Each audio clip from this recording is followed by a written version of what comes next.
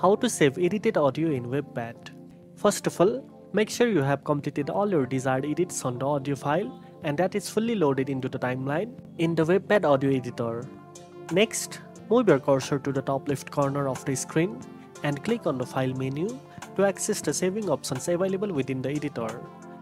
If you want to save the changes directly to the same file and overwrite the original audio, you can simply click on the Save File option.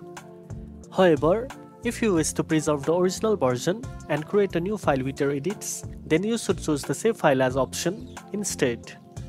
Once you click Save File As, a new window will pop up where you can specify the file name, choose the folder where you want to save it, and select the audio format that best fits your needs, such as MP3, WAV, FLAC, OGG, and more.